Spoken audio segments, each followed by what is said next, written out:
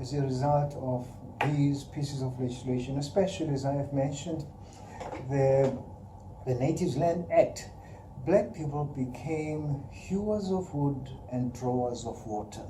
That's what happened. And these acts were implemented because the labor of black people was needed in the industrial areas, especially in the burgeoning mining sector. So the idea was to frustrate blacks and thus enforcing them to go and seek labor, and that is exactly what happened. And so here we are now with the Khaya project, but there's some underscore the importance of the Khaya project. I want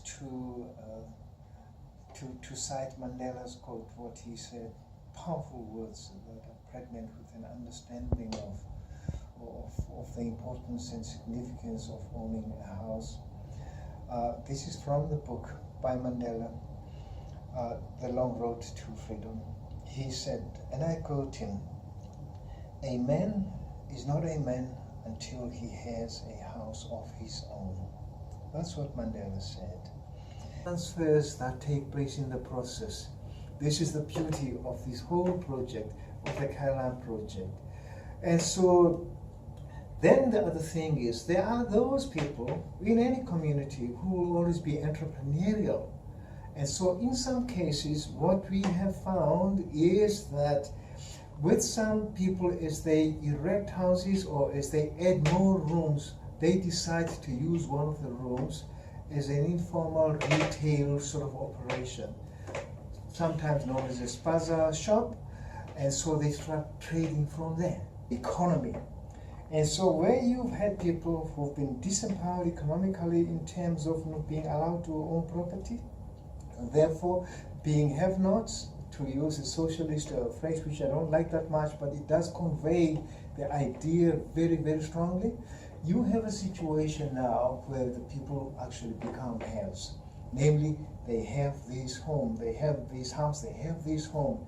It is now part of the economy. It's a hard economic asset. You know what happens from that? That catalyzes a broader situation of economic activity, a cauldron of economic activity, because those people, having pride in the property that now they know they own and can never be taken away from them, what they do is, over time, it takes time, but at the end of the day, it is accomplished. They employ a bricklayer, they employ plasterers, they employ painters, they employ welders who actually manufacture gates and burglar bars, and they do also, and build fences.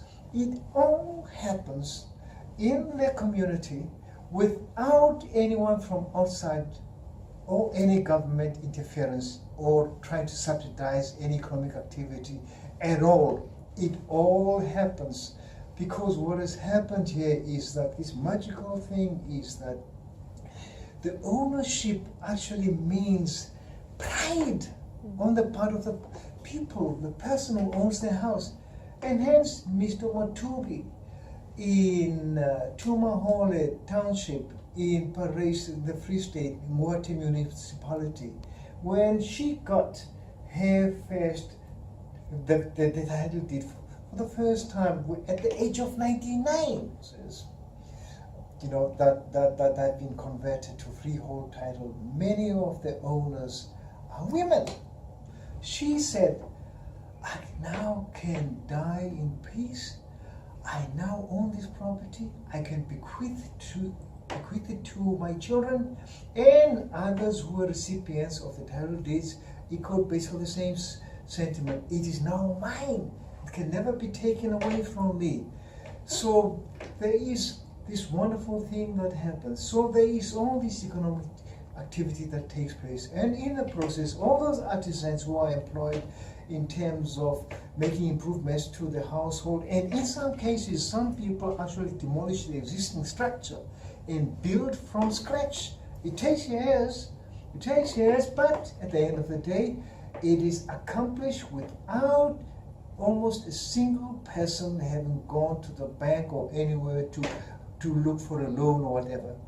Because what happens is people start working longer hours in some cases, and people start doing all sorts of things with the view, the objective of generating income that would go towards the improvements to the structure itself